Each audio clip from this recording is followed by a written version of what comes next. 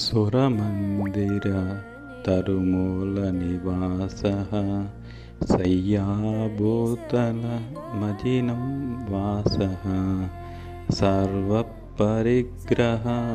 భోగత్యాగః కస్య సుఖం న కరోతి విరాగః. భజ గోవిందం భజ గోవిందం గోవిందం భజ మూఢమతే. దేవాలయంలో ఏదో ఒక చెట్టు కింద నివసిస్తూ కటిక నేల మీదనే శయనిస్తూ జింక చర్మాన్ని ధరిస్తూ దేనినైనా స్వీకరించాలి, అనుభవించాలి అనే ఉద్దేశ్యాన్ని తోసిపుచ్చుతూ ఉండే వ్యక్తికి వైరాగ్యం అపరిమిత ఆనందాన్ని ఇవ్వకుండా ఉంటుందా?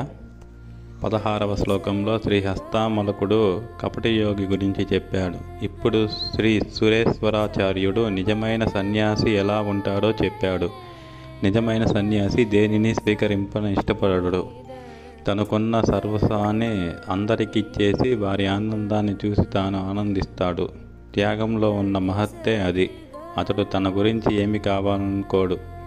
ఏది ఎప్పుడు ఎక్కడ లభ్యమైతే దానితో తృప్తి చెంది శరీర సుఖాన్ని వదులుకొని మనసులో ఎలాంటి కోరికల్ని చేరనీయక పరిపూర్ణ వైరాగ్యంతో తన యొక్క సచ్చిదానంద తత్వాన్ని గుర్తించిన వాడే ఎల్లప్పుడూ ఆనందిస్తూ ఉంటాడు.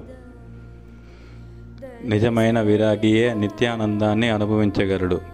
రారాజులు, ధనిక చక్రవర్తులు, మహాశక్తిమంతులు, సర్వాధికారాలున్నవారు అన్నీ ఉన్నా ఏదో ఒక దాని గురించి నిత్యము చింతిస్తూ యాతన పడుతూనే ఉంటారు. కానీ వైరాగ్యనిష్ఠుడు మాత్రం ఎల్లప్పుడూ నిశ్చింతుడై సుఖ సంతోషాలతో నిండి ఉంటాడు.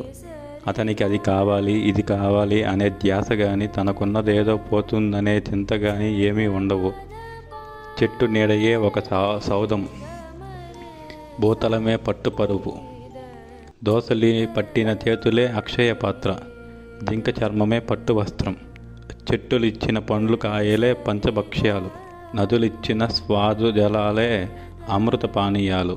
ఇలాంటి ప్రకృతి మాత బిడ్డలకు ఎటు చూసినా ఆనందమే తప్ప ఆశా నిరాశాలు, రాగద్వేషాలు, అహంకార మమకారాలు దరిచేరవు. వీరు పరమాత్మకు అతి సన్నిహితంగా ఎదిగిన వారు. పరమానందం ఇలాంటి విరాగుల్ని తప్ప ఇంకెవరిని వివరిస్తుంది అంటున్నారు శ్రీ సురేశ్వరాచార్యులు.